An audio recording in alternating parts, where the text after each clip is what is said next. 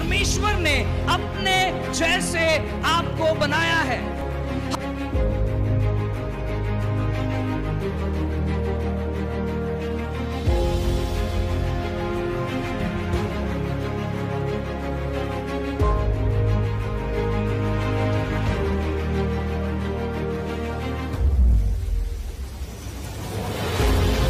कैसर का है वो कैसर को दिया जाए, और जो परमेश्वर का है वो परमेश्वर को दिया जाए।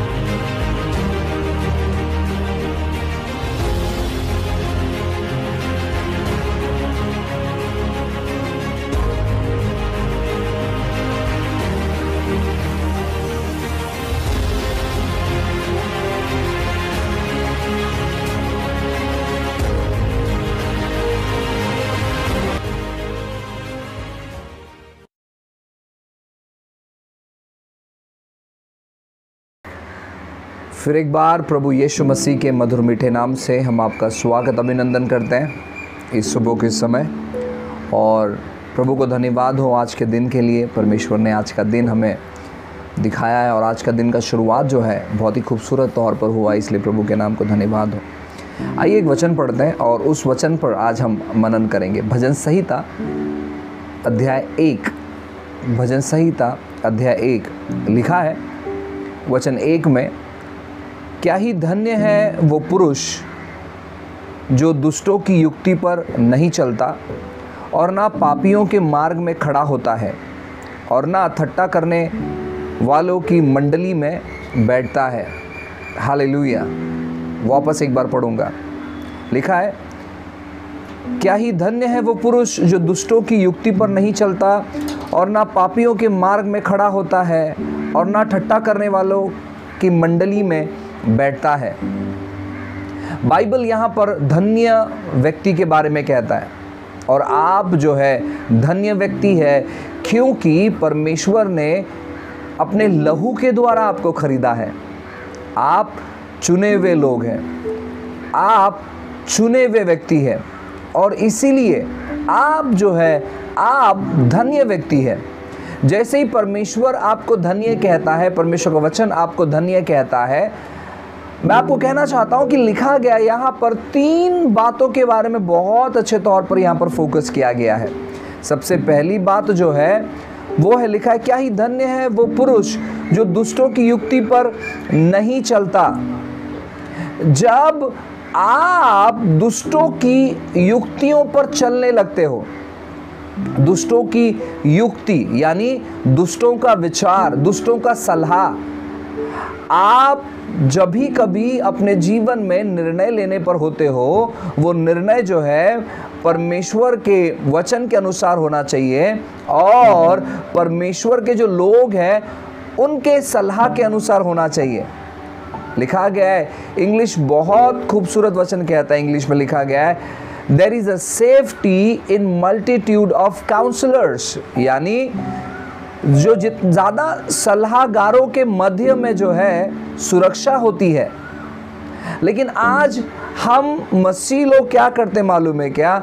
हम सलाह जो है हम संसार के लोगों से लेते हैं, सलाह परमेश्वर के वचन से नहीं लेते हैं, सलाह परमेश्वर के लोगों से नहीं लेते हैं। हम सलाह काउंसलिंग जो है संसार के लोगों से लेते हैं।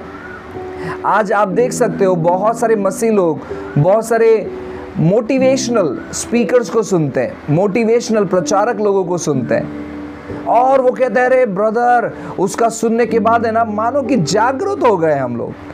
जब से हमने उनको सुना ना, एक जिज्ञासा हमारे अंदर जागरूक हो गया। वापस एक बार कुछ चीज़ों करने का जो चाहत है, पैशन है, वो जागरूक हो गया। आपका सोर्स गलत है। आप मोटिवेशनल स्पीकर को नहीं सुनना चाहिए, क्योंकि वो मोटिवेशनल स्पीकर आपको मालूम नहीं है कौन से जगह से शब्दों को उठाते हैं। शब्द भले अच्छे रह सकते हैं, बहुत सारे शास्त्र हैं जिन शास्त्रों में बहुत अच्छे शब्द लिखे गए हैं, लेकिन वो शब्द जो है वो हमारे लिए ठीक ठाक नहीं है, वो शब्द जो है हमारे लिए सही नहीं है, क्योंकि वो शब्द जो है परमेश्वर के वचनों से नहीं लिए गए हैं। यहाँ पर लिखा है कि क्या धन्य है वो पुरुष जो दुष्टों की युक्ति पर नहीं चलता, क्योंकि जब आप दुष्टों की युक्ति पर चलने लगते हो उसके बाद दूसरा चीज होता है, लिखा गया दूसरा चीज, और ना पापियों के मार्ग में खड़े होते हैं। यानी जब आप दुष्टों की विचारधारणाओं पर चलना चालू कर देते हो तो वो विचारधारणा एक दिन आपको पापियों के बीच में खड़ा कर देता है। आप समझ पा रहे हैं? जब आप दुष्टों की युक्तियों पर चलना चालू कर देते हो तो आप रुक जाते हो, कहीं ना कहीं जाकर आप ठहर जाते हो। चाहे मेडिकल रीजन हो, चाहे फैमिली रीजन हो, चाहे फाइनेंशियल रीजन हो, आप सुन सकते हैं। उदाहरण के तौर पर आप डॉक्टर के पास गए और डॉक्टर ने आपको बताया कि यह चीज जो है आपके शरीर में कमी है, ये बीमारी से आप ग्रसित हो गए। आप उनका सुन सकते हो, कोई प्रॉब्लम नहीं, लेकिन आप उनको फॉलो नहीं करें। उदाहरण के तौर पर डॉक्टर आपको कुछ कहते हैं, आप अपने मन में कह सकते कोई इश्यूज नहीं, कोई प्रॉब्लम नहीं है, उन्होंने उनका काम किया। लेकिन परमेश्वर के वचन में यह लिखा है, आपको परमेश्वर के वचनों को ढूंढना है, आपको परमेश्वर की बातों पर चलना है। और जब आप परमेश्वर की बातों पर चलोगे तो आप जो है परमेश्वर की बातों पर आकर रुकोगे।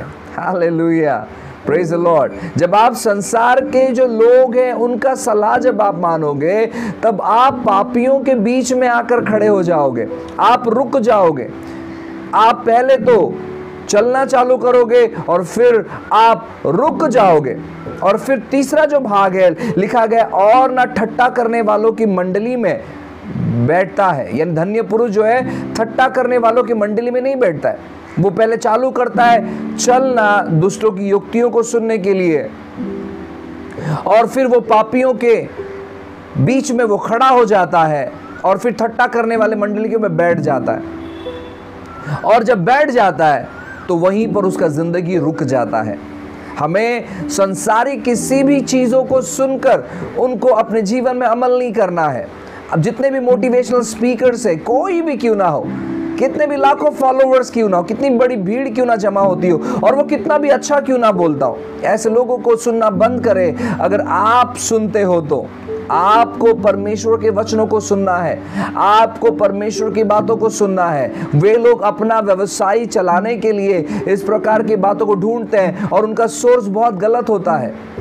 आपको परमेश्वर को सुनना है, आपको परमेश्वर की बातों को सुनना है, आपको परमेश्वर के वचनों को पढ़ना है। जब आप परमेश्वर की बातों को सुनोगे, जब आप परमेश्वर की बातों को फॉलो करोगे तो वो आपको अच्छी जगह पर बिठाएगा।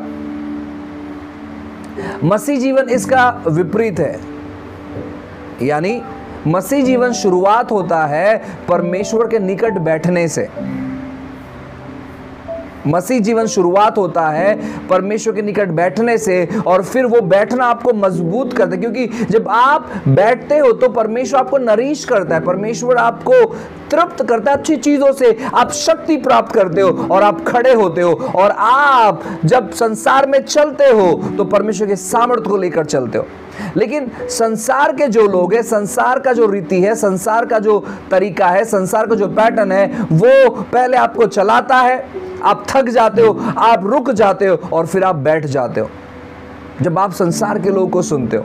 इसीलिए आपको परमेश्वर को सुनना है, आपको परमेश्वर की बातों को सुनना है। इस सुबह अपने मन को तैयार कर लो, अपने मन को बना लो कि मैं परमेश्वर के वचनों को ही फॉलो करूंगा। चाहे डॉक्टर क्यों ना कुछ कहे, चाहे आपका जिससे आप सलाह लेते हो या आप जिसको पूछते हो वो आपसे कुछ क्यों ना कहे, आपको परमेश्वर का ही सुनना है। और ऐसे लोग जो आपको सलाह देते हैं आपके जीवन में, अगर वो परमेश्वर पर विश्वास नहीं करते, यीशु पर विश्वास नहीं करते हैं, तो थोड़ा सा उनको दूर कर लो। उनको आप परमेश्वर के वचनों को बताओ। परमेश्वर के वचन के जैसा कोई भी चीज़ आपको मोटिवेट नहीं कर सकता है। अगर परमेश्वर का वचन आपको प्रोत्साहित नहीं करता है, अगर परमेश्वर का वचन आपको उत्साहित नहीं करता है, तो दुनिया में कोई ऐसी चीज़ नहीं है जो आपको उत्साहित प्रोत्साहित कर सकती है। आपको लगेगा ज़रूर कि उनका सुनने के बाद आपको थोड़ा सा अच्छा लगने लगा है, लेकिन वो संसार की शांति है।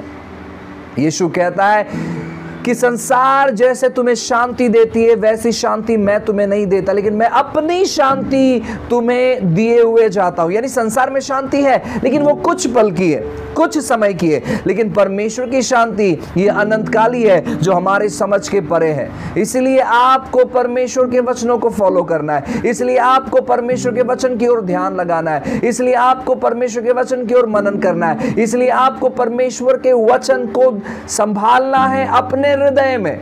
जब आप परमेश्वर के वचनों को अपने हृदय में संभालते हो तो परमेश्वर आपको अपनी उपस्थिति में संभालता है। जब आप परमेश्वर के वचनों को मुख्यता देते हो, प्रथम स्थान देते हो, तो परमेश्वर हर जगह पर आपको प्रथम स्थान देता है। जब आप परमेश्वर के वचनों का मार्गदर्शन मांगते हो तो वो सही रास्ता आपके लिए निकालता है। जब आप परमेश्वर के वचन का सहारा लेते हो तो वो आपको मदद करता है आपके जीवन में आगे जाने के लिए। जब आप परमेश्वर के वचन को अपना शरण स्थान मान लेते हो तो वो आपको सुरक्षा देता है। इसीलिए आपका सलाहकार परमेश्वर का वचन हो, इसीलिए आपका सलाहकार वो लोग रहे जो प्रभु यीशु मसीह को मानते हैं और जो परमेश्वर के वचनों को अपने जीवन में धारण किए हुए हैं। आज बहुत सारे जो मसीह लोग हैं, जब आप उनसे सलाह मांगोगे तो वो संसारिक लोगों के जैसे सलाह देते हैं, संसारिक लोगों के जैसे सलाह देते हैं।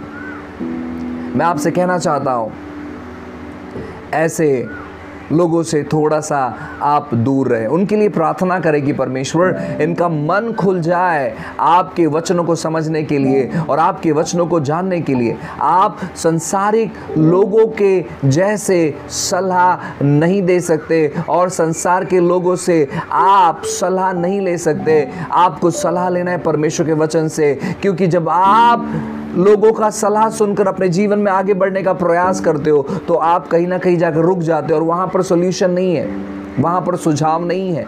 आपको बैठना ही पड़ता है अपने निराशाओं में, अपने हताश में, यहाँ वहाँ की बातें करते हुए। लेकिन जब आप परमेश्वर के शरणों के पास बैठते हो, जब आप परमेश्वर के वचन के पास बैठते हो, वचन के साथ बैठते हो, आपको ताकत मिलती है खड़े होने के लिए, आपको ताकत मिलता है रफ्तार से आगे बढ़ने के लिए। इसलिए परमेश्वर के वचन का मार्गदर्शन मांगे, परमेश्वर के वचनों में बने रहे और परमेश्वर के वचनों को उत्साहित प्रोत्साहित के साथ अपने जीवन में स्वीकार करें। होने दो कि आपका मन जो है परमेश्वर के वचन पर लगा रहे, होने दो कि आपका मन जो है परमेश्वर की बातों पर लगा रहे। हालेलुया।